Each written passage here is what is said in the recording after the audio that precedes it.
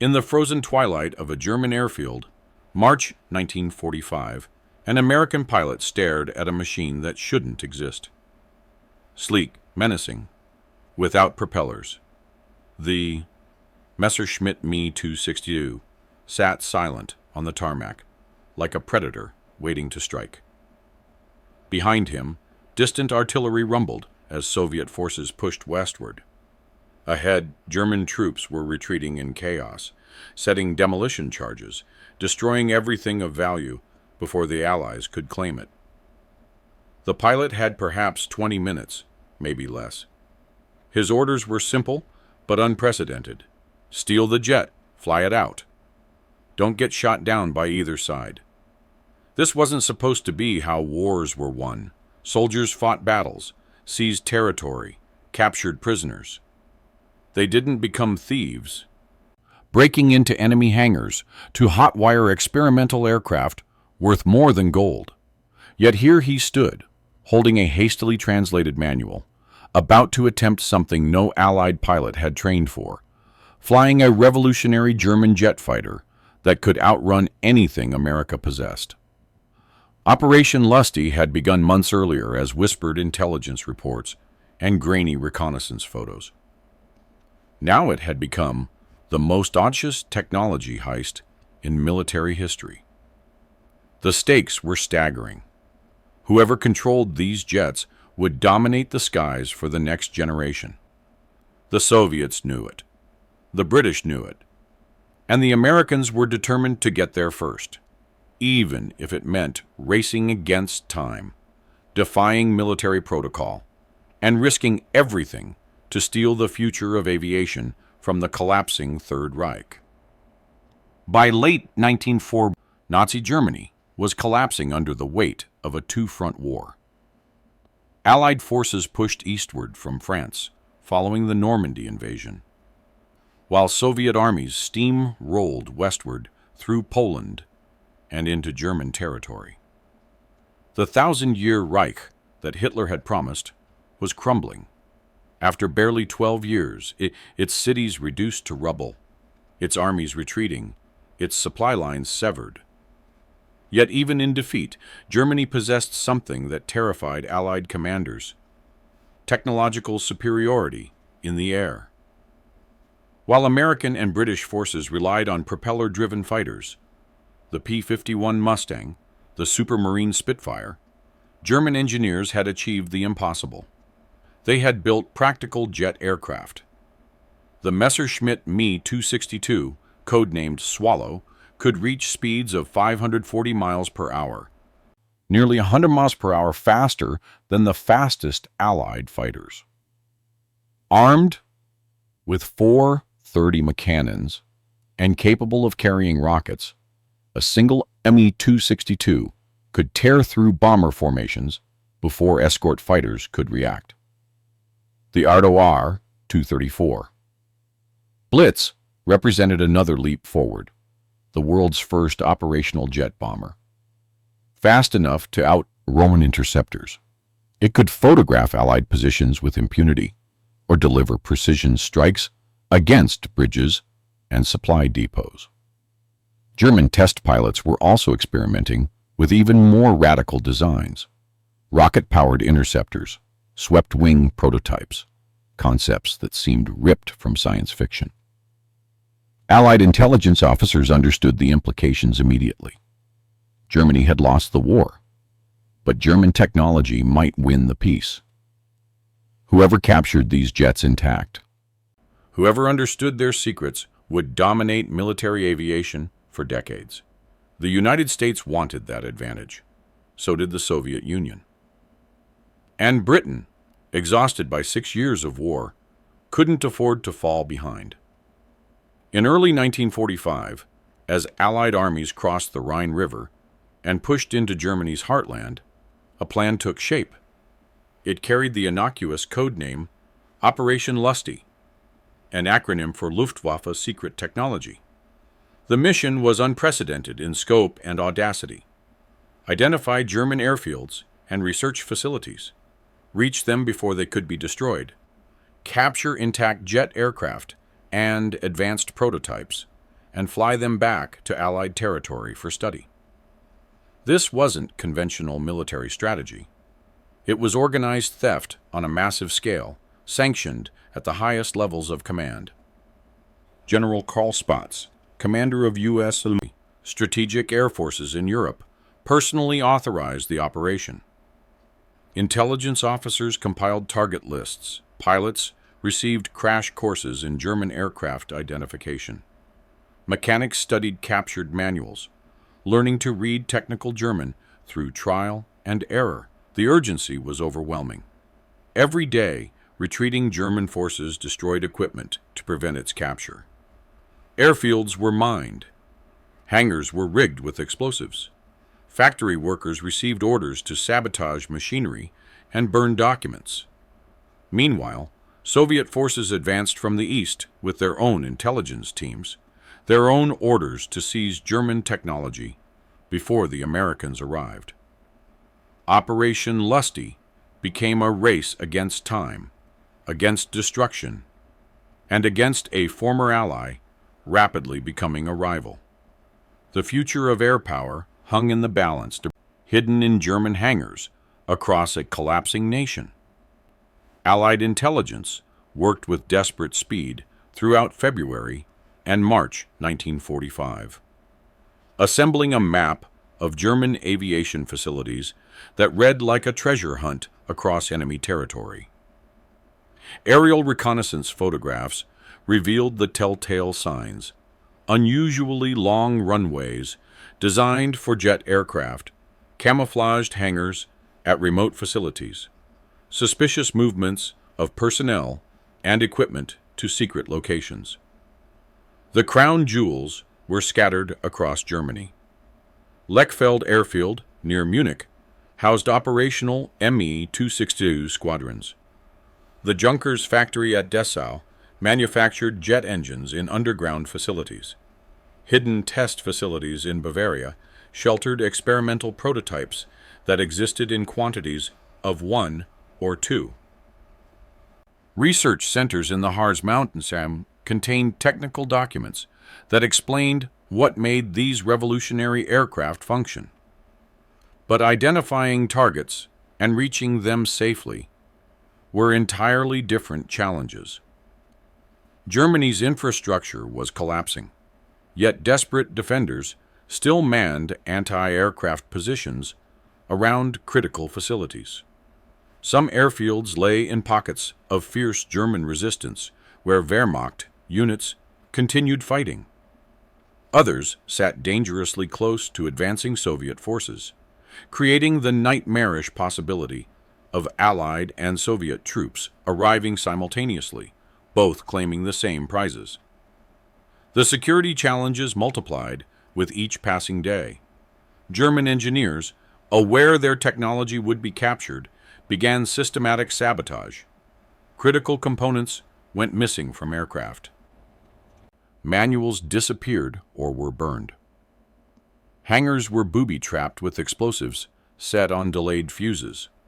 Some facilities were simply destroyed, entire airfields blown up to prevent their capture, sending years of research up in flames. Colonel Harold E. Watson took command of the American effort. A seasoned officer with experience in intelligence operations, Watson understood he was assembling a team for an unconventional mission. He needed pilots brave enough to fly unfamiliar aircraft with minimal training, mechanics capable of improvising repairs without proper tools or documentation, and intelligence officers who could distinguish genuinely valuable technology from decoys. The pilots Watson selected came from various units, chosen for adaptability and nerve rather than rank. Captain Fred Murer had flown countless combat missions and possessed the steady temperament needed for test flying. First Lieutenant Robert Straubel brought mechanical aptitude, able to diagnose engine problems by sound and feel. According to veteran accounts, Watson personally interviewed each candidate, asking not about their combat records, but about their willingness to attempt the seemingly impossible. Intelligence officers faced their own unique challenges.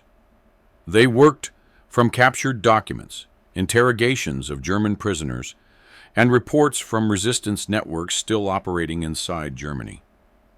Maps showed suspected locations of advanced prototypes: the Horten Ho 229 Flying Wing, the Heinkel Wehi 62 People's Fighter, variants of the Me-262 equipped with experimental weapons.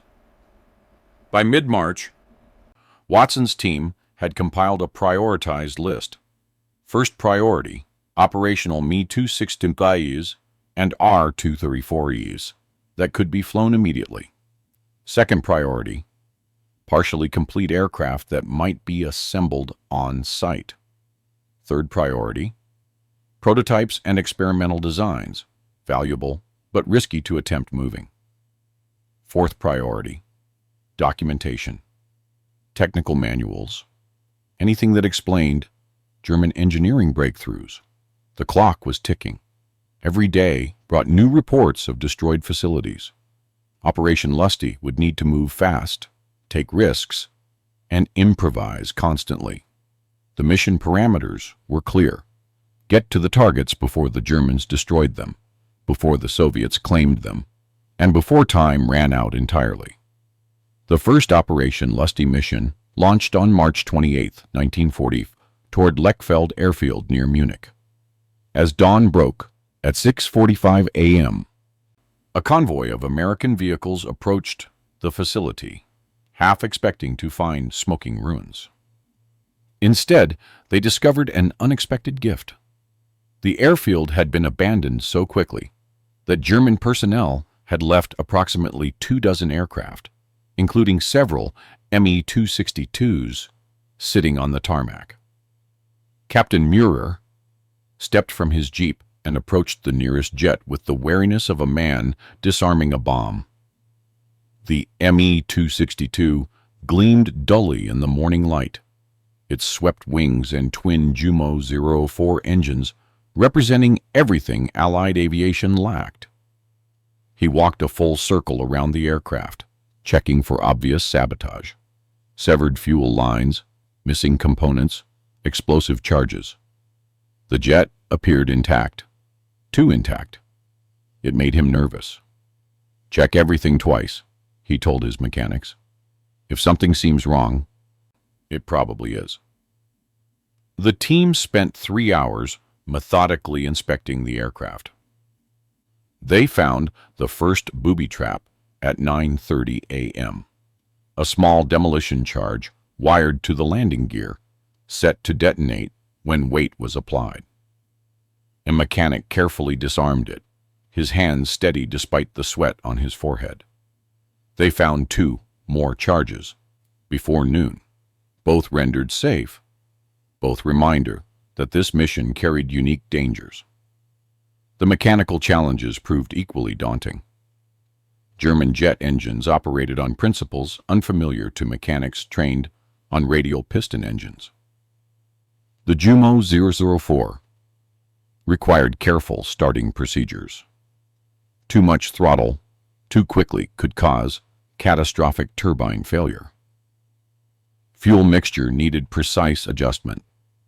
The cockpit instruments were labeled in German, with some systems having no Allied equivalent. According to veteran accounts, the breakthrough came from an unexpected source. A German mechanic, a young man perhaps 19 years old, approached the American team cautiously. He had hidden when his unit retreated, he explained through an interpreter, because he wanted to survive the war. He could show them how to start the engines properly. He could explain the systems.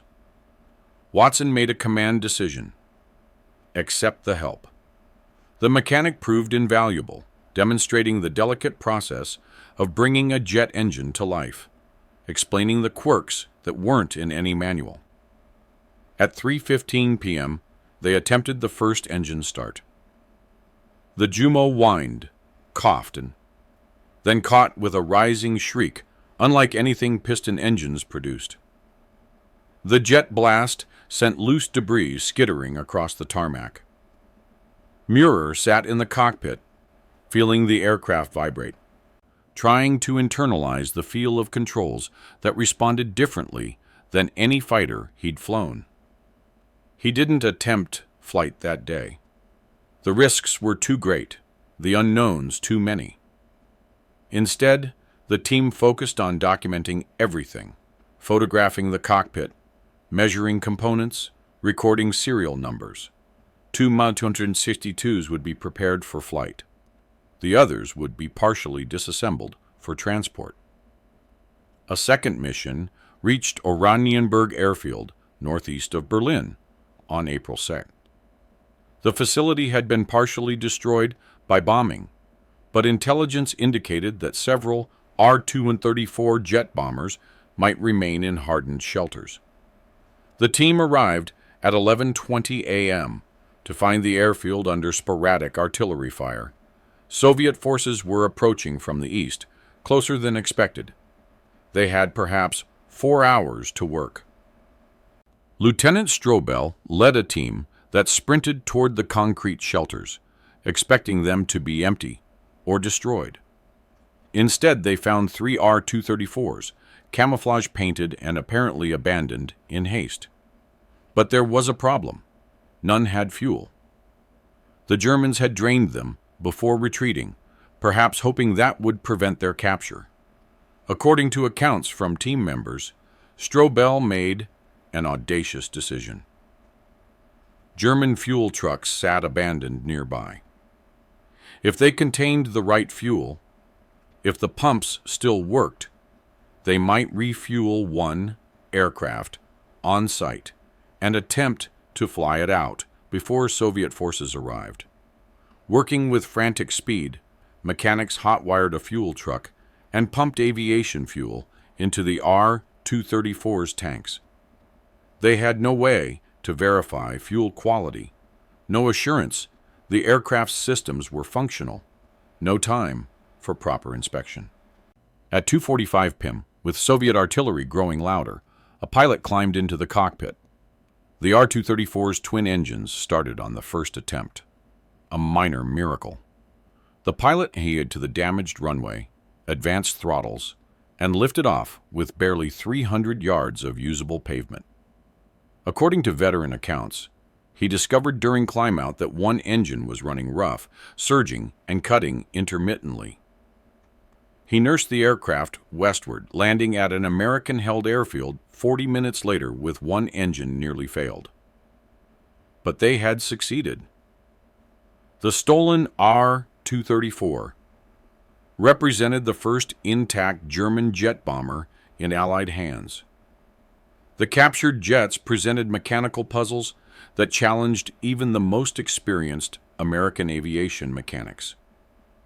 These weren't simply foreign aircraft. They represented entirely different engineering philosophies built using German metallurgy, designed around unfamiliar aerodynamic principles. At a hastily established workshop near Frankfurt, mechanics worked around the clock to prepare the Lechfeld Me-262s for flight. The process revealed the desperate circumstances of late-war German production. Parts showed inconsistent quality. Some components were made from substandard materials. Strategic metal shortages had forced German engineers to use substitutes that degraded faster. Wiring harnesses were color-coded differently than Allied standards. Tool fittings didn't match American equipment. Chief Warrant Officer Thomas Brown led the maintenance teams, approaching each aircraft as a unique mechanical challenge. According to accounts from team members, Brown's perfectionism bordered on obsession.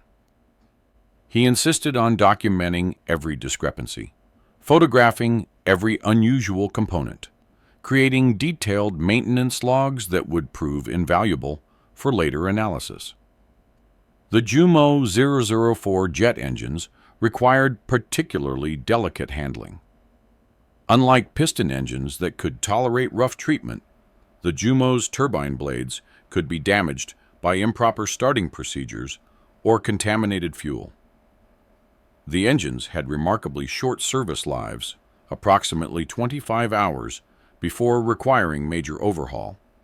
a limitation that shocked American engineers accustomed to engines lasting hundreds of hours. Fuel proved to be another critical issue. The Me-262 ran on J2 synthetic fuel, a German formulation different from Allied aviation fuel EK. The team experimented cautiously, testing whether American fuel could substitute without damaging the engines. Initial results were promising, but concerning. The engines ran, but ran hot, requiring careful monitoring of turbine temperatures. Camouflage and identification markings created unexpected complications. The Quattro jets wore German Luftwaffe colors and swastikas. Flying them in Allied airspace risked being shot down by friendly forces. Mechanics painted over German markings with American stars, but did so carefully. Intelligence officers wanted the option to restore original paint schemes for photographic documentation. On April 8th, at a secured airfield in France, the teams prepared for the first Allied test flight of a captured Me-262. The pilot selected for this historic mission was Captain Robert Strobel, who had successfully flown the captured R-234. He spent hours sitting in the Me-262's cockpit, memorizing instrument positions, practicing emergency procedures through mental rehearsal. The maintenance team performed final checks throughout the morning. At 1:30 p.m., they encountered a problem that nearly derailed the mission. During engine run-up, the starboard engine's turbine temperature spiked dangerously high, suggesting internal damage or fuel contamination. Brown's team spent 2 hours diagnosing the issue, finally discovering that a fuel line connection was slightly loose, allowing air into the system. According to accounts that differ on exact details, a more serious incident occurred during a separate preparation session at Lechfeld. A prototype M262 variant, equipped with experimental R4M rockets, nearly exploded during startup when a faulty electrical connection caused the rocket's ignition system to activate prematurely. Only the quick action of a mechanic who yanked the battery cable prevented catastrophe. Whether the malfunction was accidental damage or delayed German sabotage remains disputed in historical records. Weather added another layer of complexity. Spring 1940 brought unpredictable conditions: morning fog, afternoon thunderstorms, sudden wind shifts. Jet aircraft, with their high landing speeds and unfamiliar handling characteristics, would be particularly vulnerable to weather-related accidents. Teams monitored conditions obsessively, waiting for optimal windows. Camouflage of the operation itself became necessary. German forces, though retreating, still operated reconnaissance networks. If they learned that captured jets were being prepared for flight, they might attempt sabotage raids or airstrikes. Allied teams worked under guard, with anti-aircraft batteries positioned around the preparation sites. By mid-April, 3 Me-262s and 2 R-234s had been prepared to Allied satisfaction. The jets sat ready, American stars painted over German crosses, fuel tanks filled, engines tested and retested. The teams had improvised solutions to dozens of mechanical challenges, often working from instinct and engineering principles rather than proper documentation. The most dangerous phase of Operation Lusty was about to begin. Actually flying these revolutionary aircraft in Allied hands. April 10th, 1945, dawned clear over the French airfield, where Captain Robert Strobel would make history. At 8:00 a.m., he walked toward the Me-262 with the measured pace of a man controlling his nerves. Behind him, dozens of personnel watched, mechanics who had prepared the aircraft, intelligence officers documenting the moment, pilots who might fly subsequent missions, all of them understanding they were witnessing something unprecedented. Strobel climbed into the cockpit and began his pre-flight routine, moving through each step with deliberate care. The canopy closed with a solid thunk. The starter motors whined.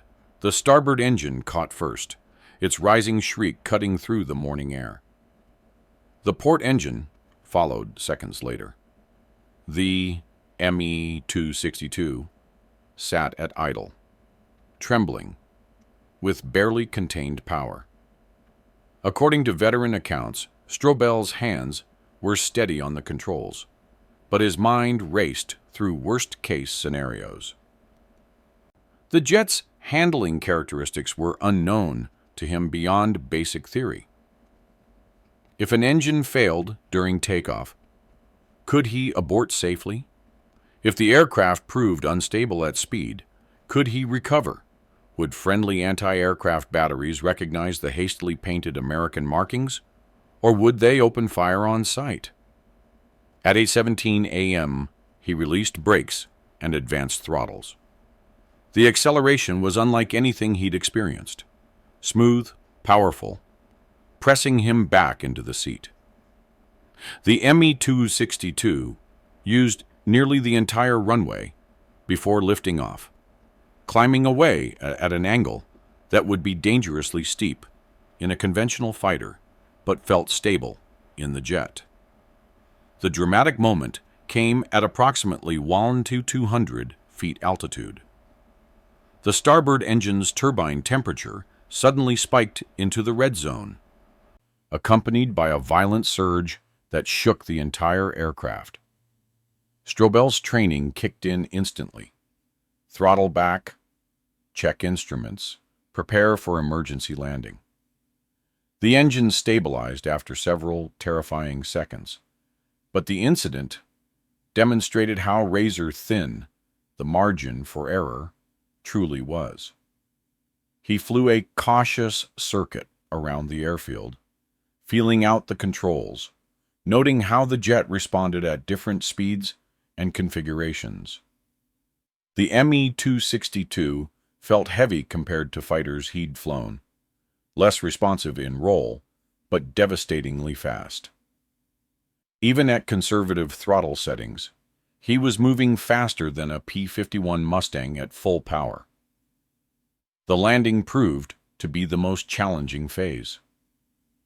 The ME-262's high stall speed, approximately 130 miles per hour, meant touching down faster than he'd ever landed before. The runway rushed toward him. He fought the instinct to pull back on the stick, maintaining speed until the wheels kissed the pavement. The jet rolled to a stop with perhaps 50 yards of runway remaining. Strobel shut down the engines and sat motionless for several seconds, letting adrenaline subside. Then he opened the canopy to cheering ground crew. The first Allied flight of a captured German jet had succeeded. Over the following week, additional test flights revealed both the promise and problems of German jet technology. The ME-262 could outrun an Allied fighter in level flight, making it nearly impossible to intercept when flown properly. Its acceleration was extraordinary, but the engines were temperamental, prone to flameouts if throttled too quickly, vulnerable to damage from debris ingestion.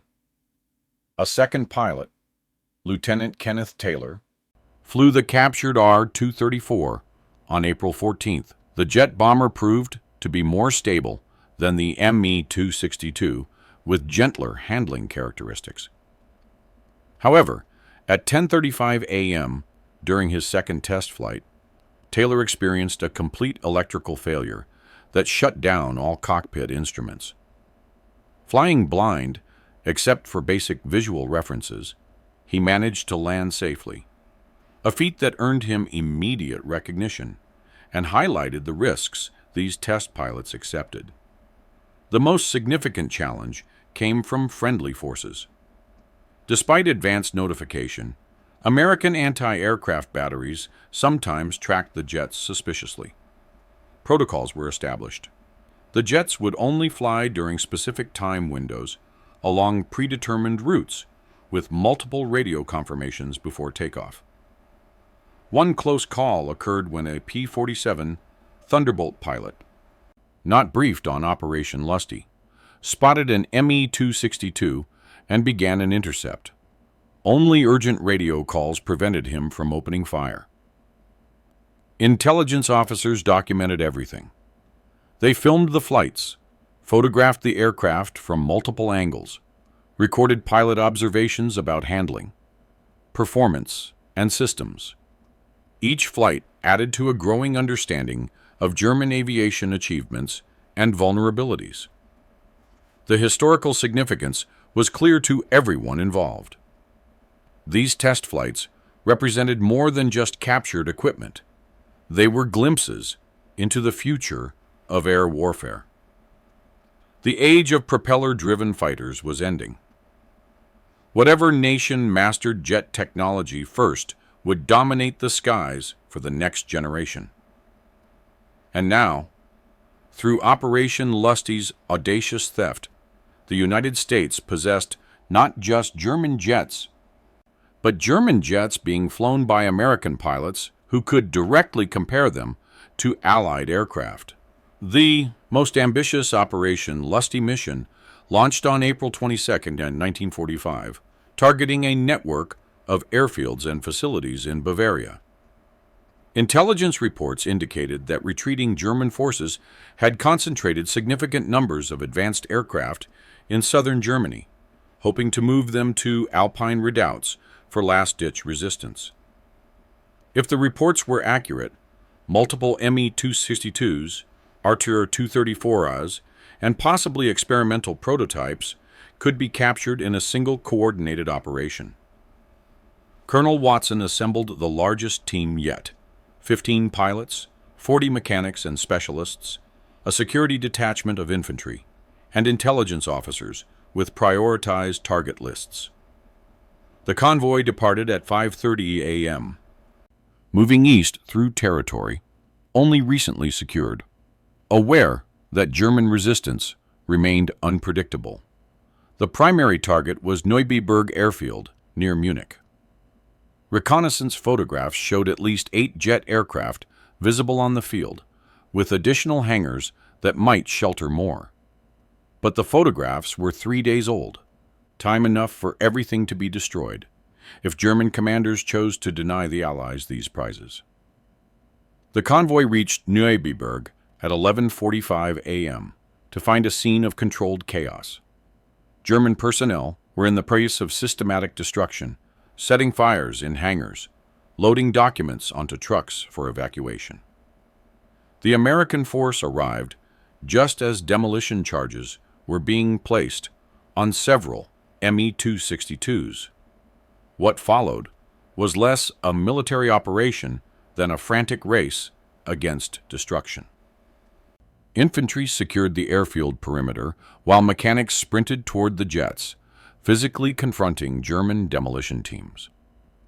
According to multiple veteran accounts, the German personnel seemed almost relieved to be interrupted. Many were conscripts, technical specialists rather than combat troops, with no desire to die protecting aircraft in a war already lost.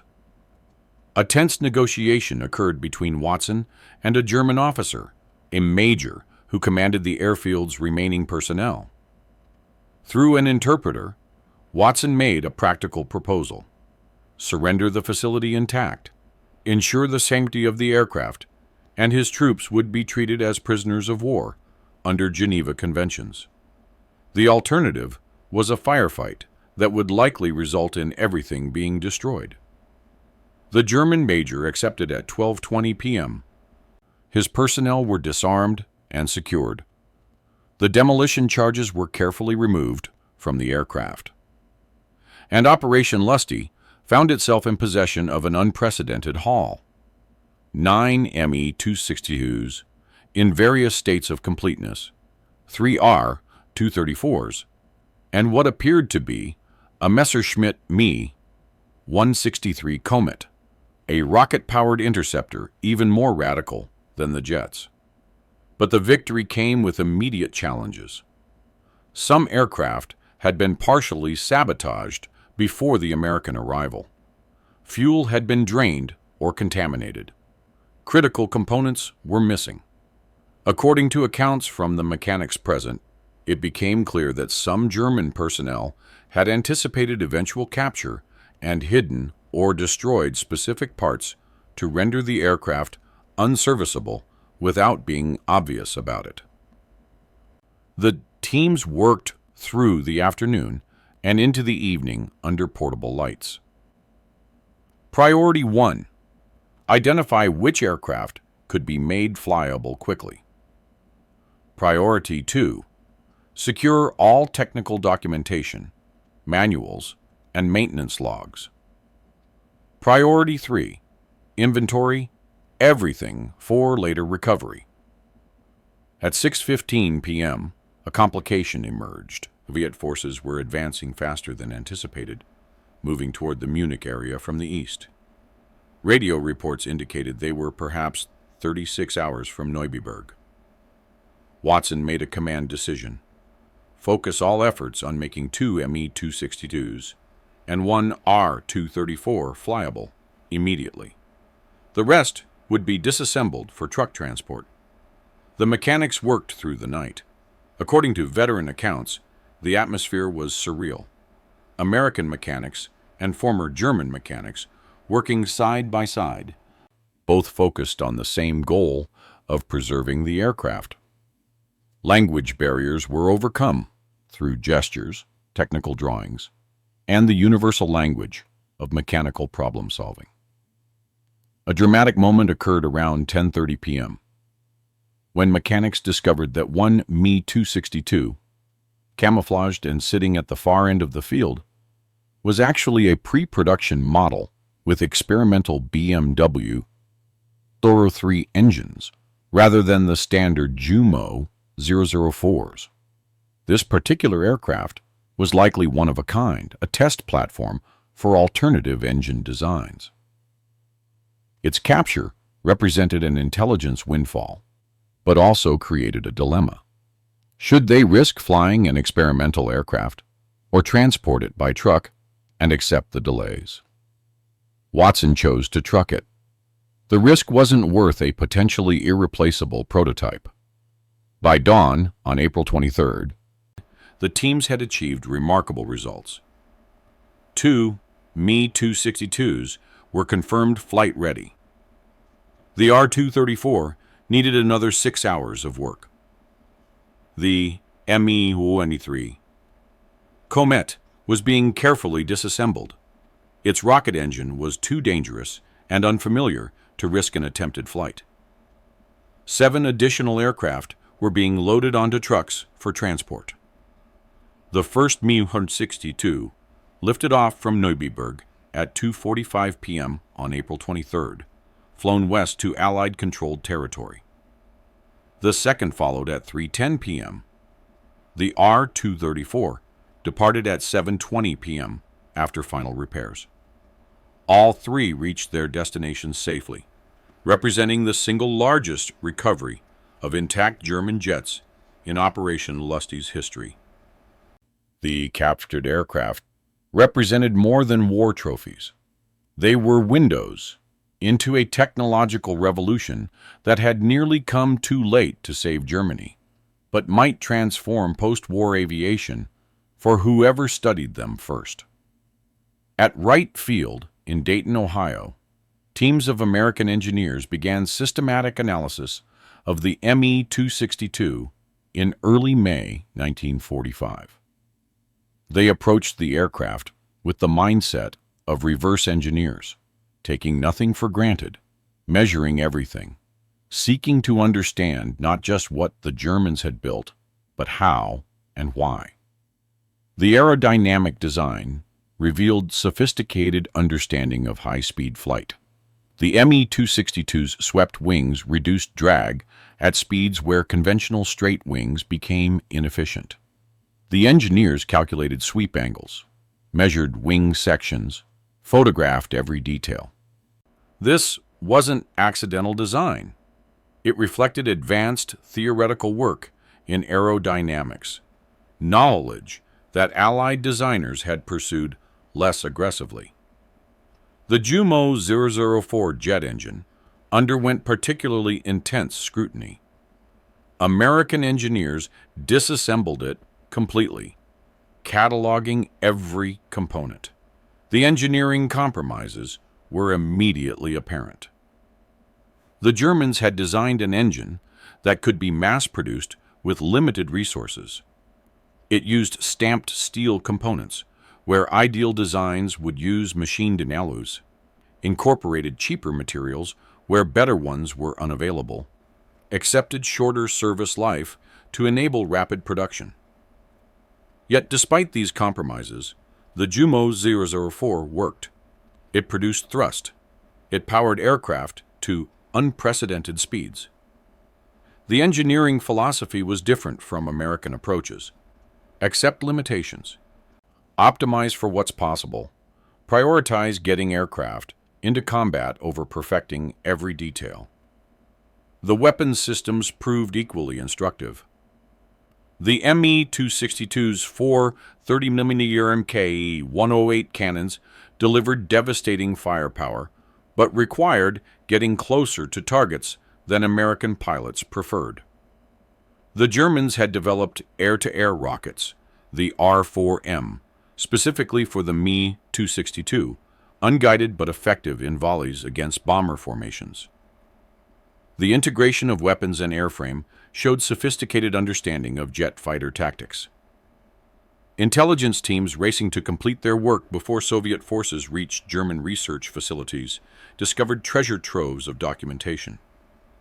According to accounts from intelligence officers present, a facility near Munich contained wind tunnel test data, performance charts, and design studies for aircraft that existed only on paper. Swept-wing fighters, supersonic research vehicles, concepts decades ahead of their time. One anecdotal account, difficult to verify but repeated in multiple veteran interviews, describes a dramatic race at a research facility near Stuttgart. American intelligence officers arrived on April 28th to find Soviet teams already on site, both nations' personnel staring at each other across a courtyard filled with crated documents. A tense negotiation followed, with both sides claiming jurisdiction. The Americans ultimately secured roughly half the documents, with the Soviets taking the remainder, a preview of Cold War tensions already emerging before Germany had even surrendered. The impact on post-war American aviation development was immediate and profound. The captured jets directly influenced the design of America's first operational jet fighter, the P-80 Shooting Star. While not a copy of German designs, the P-80 incorporated lessons learned from studying the Me-262, swept wing benefits, jet engine integration, high-speed handling characteristics. More significantly, Operation Lusty changed how the U.S. Air Force thought about air superiority. The era of dogfighting propeller fighters was ending. Future air combat would involve speeds above 500 miles per hour, engagements measured in seconds rather than minutes, weapons systems requiring new tactics. The captured German jets provided a blueprint for this transformation, years before it might otherwise have occurred. Soviet forces conducted their own version of Operation Lusty, capturing jets and facilities in eastern Germany. The MiG-15, which would face American jets in Korean skies just 5 years later, showed clear German influence in its design. Swept wings, nose-mounted intake, similar overall configuration to late-war German prototypes. The intelligence gains extended beyond hardware. Interrogations of captured German engineers revealed organizational approaches to rapid development. Under wartime pressure, German aviation firms had compressed design cycles, accepted higher risks, pushed boundaries that peacetime programs might never attempt. These lessons influenced post-war American military-industrial practices. Yet perhaps the most important lesson was strategic. Germany had possessed superior technology, but lost the war anyway. Technology alone didn't guarantee victory. It required resources, time, proper deployment, and strategic vision. The Me-262 had been delayed by Hitler's insistence it be adapted as a bomber. Production had been limited by Allied bombing of factories and fuel shortages. Superior individual weapons couldn't overcome fundamental strategic disadvantages. American analysts studying Operation Lusty's results drew a sobering conclusion. In future conflicts, technology advantages would be temporary. Whatever jet fighters America designed would eventually be matched by adversaries. The post-war world would become a constant race to maintain marginal advantages, requiring sustained investment in research, development, and industrial capacity. Not every Operation Lusty mission succeeded. The audacious nature of the operation, combined with the chaotic environment of Germany's final collapse, created situations where plans failed, aircraft were lost, and personnel faced unexpected dangers. On April 16, 1945, a team attempted to recover several Me-262Zs from an airfield near Leipzig. They arrived at 9:30 a.m. to find the facility already burning. German demolition teams had been more efficient here, rigging explosive charges throughout the hangars. Several jets had already been destroyed. The American team could only photograph the wreckage and salvage a few components before the remaining structures collapsed in flames. According to accounts from participants, the most dangerous incident occurred at Rechlin-Lers airfield on April 25th. The facility housed experimental aircraft and test equipment, making it a high-priority target. But German forces had booby-trapped the entire complex with exceptional sophistication. The first American vehicles to enter the airfield triggered anti-personnel mines. Hangars contained delayed action charges that detonated hours after being disturbed. One experimental aircraft was rigged to explode if moved, discovered only when a careful mechanic noticed unusual wiring near the landing gear. The psychological impact of these booby traps was significant. Mechanics approached every aircraft with heightened caution, spending hours inspecting for explosive devices before attempting any work. This slowed recovery operations but prevented casualties from hidden sabotage. Mechanical failures during flight testing created some of Operation Lusty's most dramatic moments. On April 29th, Lieutenant James Wilson was test flying a captured R-234 when at 3:40 p.m. and approximately 8,000 feet altitude, the port engine suffered a catastrophic turbine failure. Pieces of the engine exited through the intake cowling. The aircraft immediately rolled left as asymmetric thrust pulled it into a spin. According to Wilson's own account given in debriefing, his training saved him. He shut down the failed engine, countered the roll with full opposite aileron, and managed to stabilize the aircraft in a shallow descent.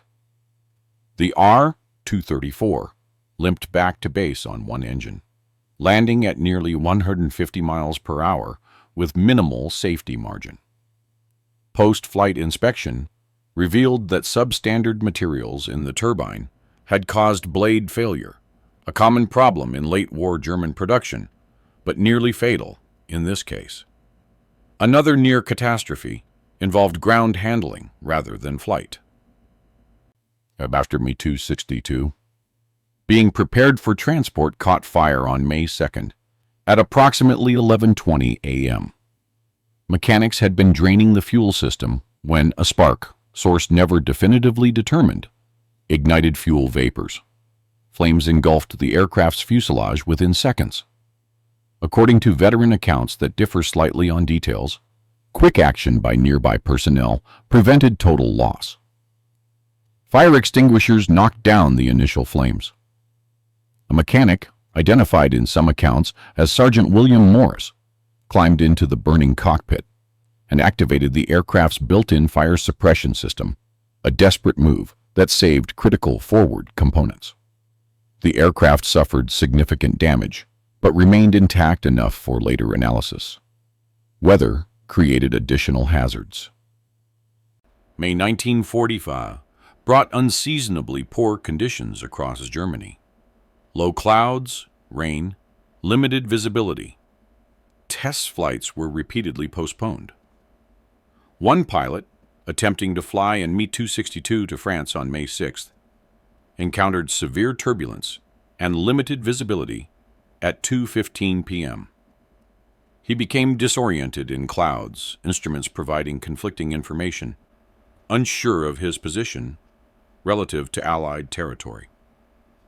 The pilot eventually descended below the cloud layer and discovered he had drifted far south of his intended course, nearly reaching the Swiss border. He navigated back to Allied territory by following railway lines visible through breaks in the weather, landing with fuel critically low. Some aircraft simply proved too damaged or incomplete to salvage. Teams arrived at facilities to find jets that appeared intact from a distance, but had critical internal components removed or destroyed.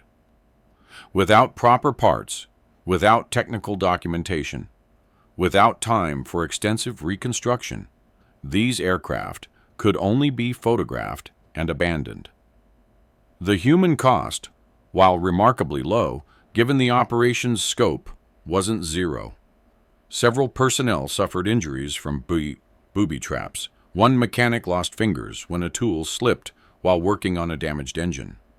Accidents involving ground vehicles on damaged airfields caused additional casualties.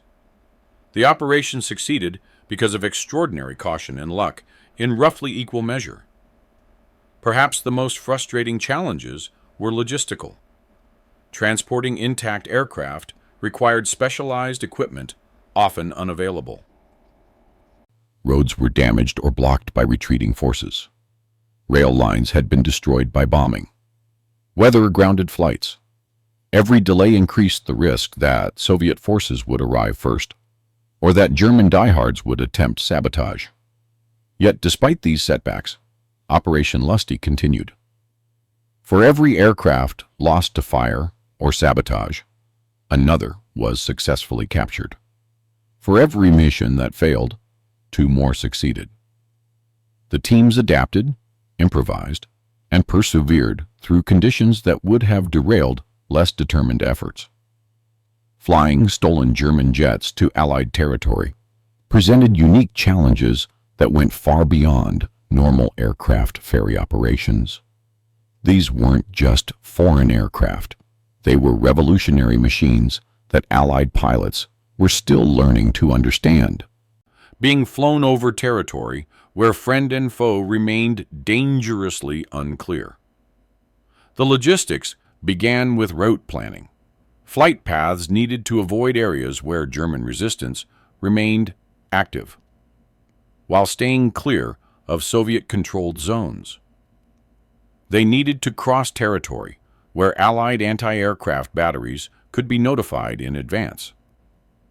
And they needed to include emergency landing options for pilots flying aircraft with notoriously unreliable engines.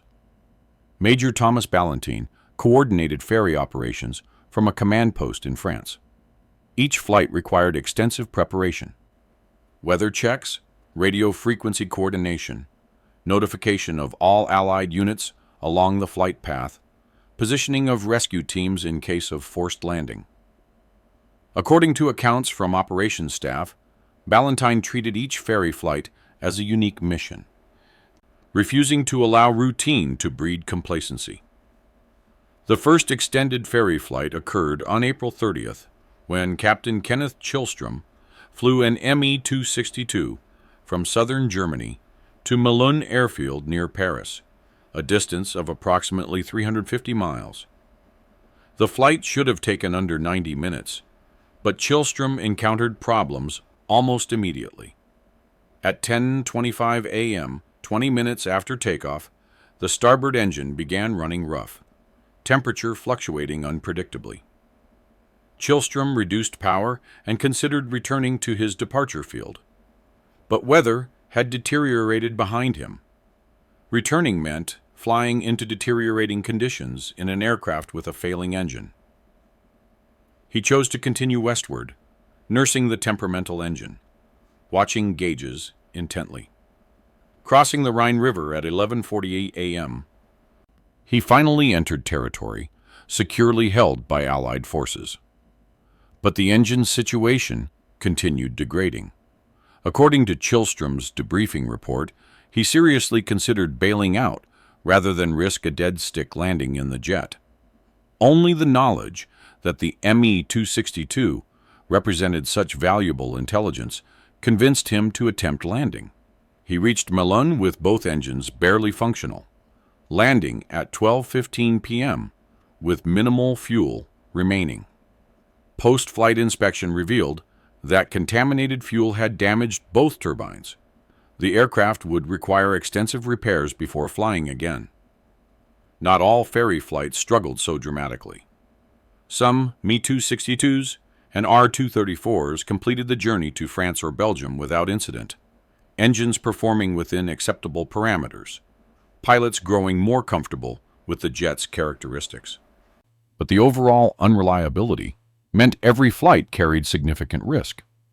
An anecdotal account, repeated by several veterans though difficult to verify precisely, describes a dramatic emergency landing on May 8th, coincidentally Victory in Europe Day. A pilot ferrying an R-234 experienced complete electrical failure over eastern France at approximately 3:50 p.m. With all instruments dead, radio inoperative, he needed to land immediately. The nearest suitable airfield had been bombed weeks earlier, its runway cratered and dangerous. But a frozen field nearby offered a potential emergency option. Flat, long enough if the ground was solid, potentially survivable if approached correctly. According to the account, the pilot set up an approach using only visual references and instinct developed from hundreds of previous landings in conventional aircraft. The R-234 touched down on the frozen field at approximately 4:05 p.m., slid across uneven ground, and came to rest intact. The pilot walked away uninjured. The aircraft suffered minor damage, but would eventually be repaired.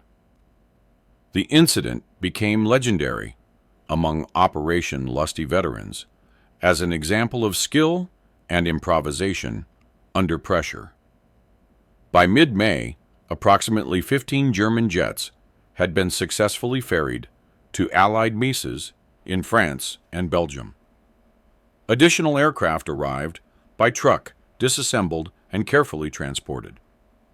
Each arrival represented success against long odds, aircraft that German forces had tried to destroy, that might have been captured by Soviet teams, that could have failed mechanically during flight, now safely in Allied hands. The jets were consolidated at designated facilities where specialists continued study and testing. Some would eventually be shipped to the United States for extensive analysis at Wright Field. Others would remain in Europe for ongoing evaluation. A few would ultimately be displayed in museums, silent testaments to German engineering achievement and Allied audacity. The ferry operations concluded in late May as Operation Lusty officially wound down. Germany had surrendered. The immediate urgency had passed. But the intelligence gathered, the aircraft captured, and the lessons learned would influence aviation development for decades to come. Operation Lusty succeeded beyond its planners' most optimistic expectations. By the time missions concluded in May 1945, Allied forces had captured and secured dozens of German jet aircraft, hundreds of jet engines, thousands of technical documents, and invaluable intelligence about advanced aviation technologies. The immediate goal, preventing these aircraft from being destroyed or falling exclusively into Soviet hands, had been achieved. But the operation's true significance emerged in the years that followed. The captured German jets accelerated American aviation development by an estimated 5 to 10 years. Design concepts that might have taken decades to develop through independent research were available for immediate study. The swept-wing configuration, jet engine integration, high-speed aerodynamics, all became accessible through captured hardware rather than theoretical research. The P-80 Shooting Star, America's first operational jet fighter, entered service in 1945, incorporating lessons from German jets. The F-86 Sabre, which would dominate Korean war skies, featured swept wings directly influenced by German research. The B-47 Stratojet bomber adopted radical swept-wing design that owed clear debt to captured German studies. Soviet aviation benefited equally from their own jet captures. The MiG-15, perhaps the most successful early jet fighter, showed unmistakable German influence. The entire trajectory of Cold War aviation development, on both sides, was shaped by technology seized from Germany in 1945. Beyond hardware, Operation Lusty influenced how nations approached military technology competition. The operation demonstrated that technological advantages were temporary, that rivals could leapfrog development through intelligence gathering, that maintaining superiority required constant innovation. These lessons shaped Cold War military, industrial policies, driving sustained investment in research and development. Yet Operation Lusty remains surprisingly unknown outside aviation history circles. Unlike famous battles or dramatic campaigns, the operation involved no combat glory, no heroic last stands, no clear villains and heroes. It was organized theft, legitimized by victory, conducted in the chaotic final weeks of history's most devastating war. The pilots and personnel involved rarely received recognition proportionate to their contribution. Colonel Watson's name appears in specialized histories, but isn't widely known. The mechanics who risked booby traps and worked around the clock remain anonymous in most accounts. The intelligence officers who planned missions and analyzed results contributed to victory without headlines or medals. According to veteran accounts collected decades later, participants viewed their role with mixed feelings. Pride in accomplishment balanced against awareness that they were, essentially, looters, albeit looters working under military orders, seizing technology from a defeated enemy. Some found satisfaction in the knowledge that German innovations would benefit democratic nations rather than totalitarian regimes. Others simply viewed it as another mission in a long war, necessary but hardly glorious. The German engineers whose aircraft were captured had equally complex reactions. Some felt relieved that their work would survive, that years of effort wouldn't be destroyed in Germany's collapse. Others resented seeing their achievements seized by former enemies. Many simply wanted the war to end, their families to survive, their country to rebuild. The ethical questions raised by Operation Lusty resonated through subsequent conflicts. Similar technology seizure operations occurred after later wars, capturing Soviet equipment, studying enemy innovations, reverse engineering advanced systems. The precedent, established in 1943, became standard practice, accepted as legitimate even when the underlying action was essentially theft. What made Operation Lusty possible was a unique combination of factors unlikely to repeat: a completely defeated enemy, unable to prevent seizure of its technology, collaborating allies who could largely coordinate their efforts, and revolutionary aircraft concentrated in accessible locations. Future technology competitions would be more subtle, conducted through espionage rather than open seizure. The captured jets themselves met various fates. Some were extensively tested until engines failed beyond repair.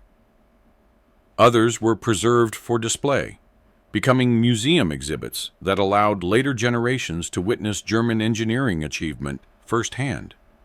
A few crashed during testing, their pilots surviving but the aircraft destroyed. The Me-262 that Captain Strobel first flew in Allied markings eventually ended up at the Smithsonian Institution, a silent reminder of courage and innovation. The human story of Operation Lusty deserves remembrance. Pilots who flew unfamiliar aircraft with minimal training, mechanics who risked hidden explosives to preserve historical artifacts, intelligence officers who coordinated complex operations under impossible time pressure, all of them improvising solutions to unprecedented challenges. Their success changed aviation history. The jets they stole became building blocks for the modern Air Force, influencing designs that still shape military aviation today. The intelligence they gathered accelerated technological development by years, possibly decades. The precedent they established influenced how nations compete technologically ever since.